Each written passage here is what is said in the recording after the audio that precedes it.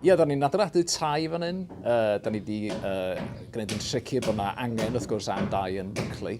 A da chi'n gallu gweld bod o ffram bren, ac mae'n amlwg mae pobl wedi gweld ffram bren o blaen, ond mae hwn yn mynd â ffram bren i lefel gwahanol. Yn enwedig bod ni'n defnyddio pren Cymraeg. Da ni wedi gweithio'n agos iawn efo'r adeiladwr i gael y cyflenwad saff a dibynadwy o bren Cymraeg.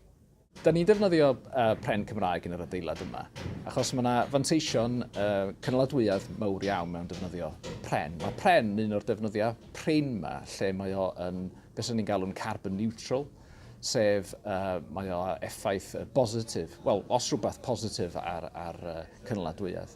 Mae pethau fel, mae defnyddio fel dyr a concrit er enghraifft yn defnyddio andros lot o carbon wrth ei cynnyrchu nhw.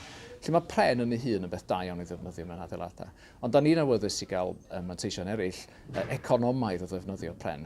Ac wrth gwrs mae cael defnydd o bren Cymraeg yn dod â manteision economaidd. Yn wedi cydweithio efo ffermwyr lle mae gen nhw gyfle i dyfu pren ar eu tir nhw a gwerthu'r pren na wedyn. Mae'r pobl sy'n dod yn byw yn y tai yma yn wedi cael manteision mawr o'r adeiladau yma. Achos mae ffram bren yn llawer iawn haws i roi lefel ynysydd uchel yno fo. Lle mi fydd perfformiad yr adeilad o ran defnydd ynni yn effeithiol dros ben, effeithlon dros ben. A wrth gwrs mi fydd nhw'n teimlo'n gyffyrddus yn eu cartrefi, ond mi fydd yna fanteisio mawr yn eu bilia nhw. Pan fydden nhw'n cael bil drwy'r post, dwi'n meddwl fydden nhw'n gwenu gobeithio pan fydden nhw'n gweld y pris. Dwi'n meddwl fydd y gweinidog yn falch iawn o weld y datblygu yn mynd yn ei flaen. Mae o'n cynrychioli buddsoddiad mawr yn yr ardal, a gan amlwg mae yna angen mawr o'n dau yng Nghymru. Ond dwi'n gobeithio hefyd fydd ni'n sylweddoli bod yna fanteision cynaladwyedd mawr i'r prosiect yma. Da ni'n awyddus iawn i wneud mwy o math yma o ddatblygiad, a da ni'n bwriadu gwneud hynna.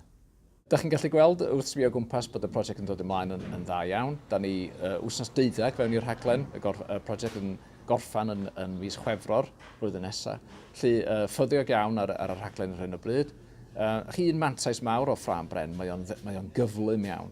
Felly mae un o'r rhesymau mae adeiladwyr yn mwynhau ddefnyddio fo.